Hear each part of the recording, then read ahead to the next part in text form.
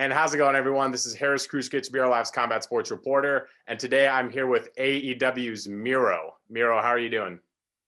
Good, man. Thank you for having me, Harris. I appreciate it. I love Bleacher Report, and I'm looking forward for the best interview of the year to date.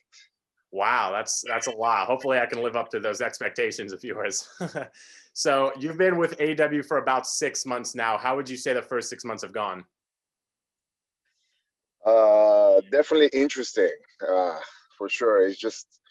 It's a big difference for me, being in the same company before there for so long. And now it's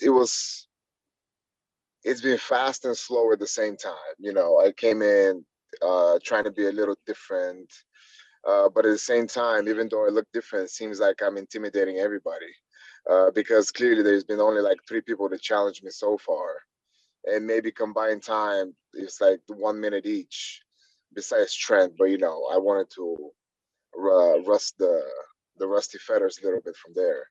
But besides that, yeah, there's just no competition, man. These kids are just trying to step up, but they just don't have the size, the speed, or the talent that I possess. So it's been a pretty easy ride so far. I know you and Kip Sabian have gotten into it with best friends recently in Orange Cassidy. What's in the plans next? What do you guys have planned for those guys? Well, we need to resolve this, man. It's been a long time now. It's been for 6 months.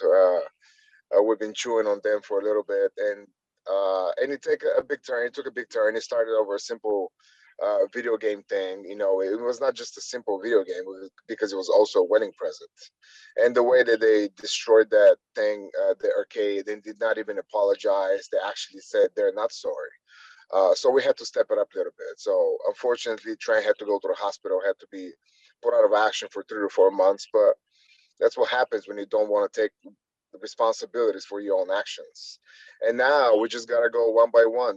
They're stupid friends for a reason, and they keep acting stupid and like little children, which I still don't understand why a grown man at the age of 40 or 45, whatever they are, they're going to act like little kids, and that's just unacceptable. So it's just punishment. And Orange is not a problem. Orange is just a tiny little guy who is probably 6th grade.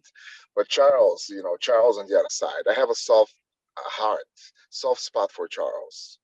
Charles is a good man. I saw a lot of potential in him. A lot of people don't, but I saw that, and he does amazing. Let me tell you, he is the best butler one can ask for. The way he folds, he cleans, he shines shoes, kettlebells. He's just unbelievable, man. He's got the eye and the soft hand for that, and not everybody does that. And that's why I was so hurt, because I couldn't realize, why would you leave me? I just don't understand.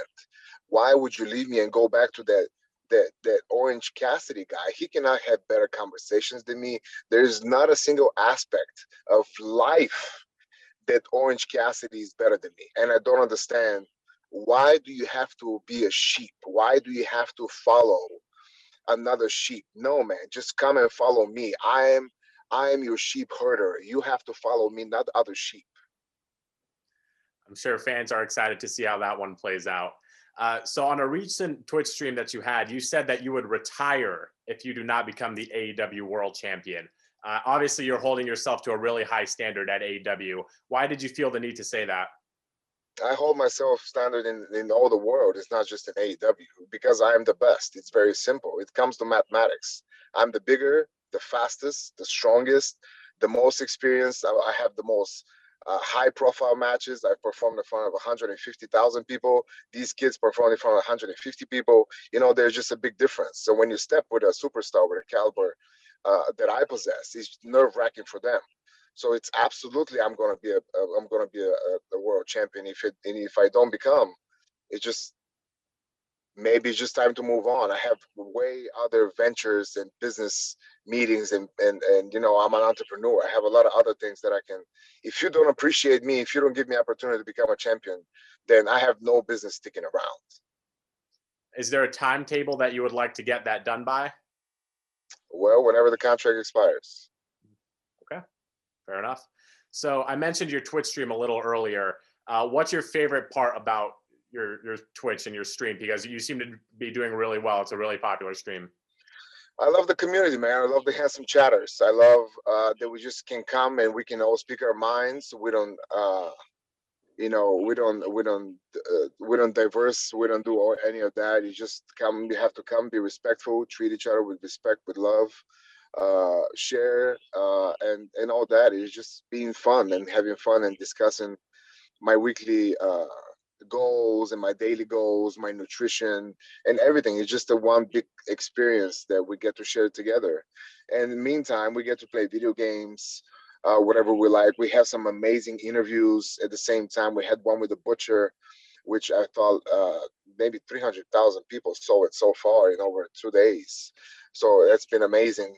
And also the FCF, the my football team, the Beasts, we're undefeated, and you have the opportunity to come with me as the owner of the team and watch it with me and go through the ups and downs with that. So if anyone ever watches your Twitch stream, it doesn't take too long to realize that you're a huge Real Madrid fan. What was that spark that made you a huge fan of Real Madrid? I don't know. I was a child, man. I was a Real Madrid fan ever since I was a kid, and maybe it's the white jerseys. Maybe it was Ronaldo. Brazilian Ronaldo. He's my favorite player of all time, as well as Zidane. And both played at the same club at the same time with the Galacticos, and we're just an unbelievable team. These two guys who they make it so easy, and it's just the poetry in motion. They were so aggressive at the same time. It was just like, and that's why they call him, the white magic or whatever you want to call it. So that's why I was just stuck with Real Madrid for the rest of, and I will be a fan for the rest of my life. So you said Ronaldo and Zidane are your two favorite Real Madrid players of all time. Who is your favorite current active Real Madrid player? Man, this year has been so hard with all these injuries. Last year was really a fan of Fede Valverde. He was a young kid, came in, and he just gave it all, man. He gave it so much heart. He's big, he's fast, he's strong. And at the Super Cup red card, the way he cut the legs on the Atletico Madrid player, he got a red card, but who cares? We still won. It just shows you, the leadership that this kid possesses. And unfortunately, once again, I said about the injuries this year. But my favorite, probably Casemiro. I would say Casemiro. Casemiro, besides that he carries part of my name as Miro. He's the second goal scorer, man. He's a defensive midfield. He's got 5 goals. He once again pulled a miracle this last match. And once again, we won 1-0. So I would stick with Casemiro this year. That makes perfect sense. Casemiro's a destroyer on the field, and you're a destroyer in the ring. Makes perfect sense. That's right.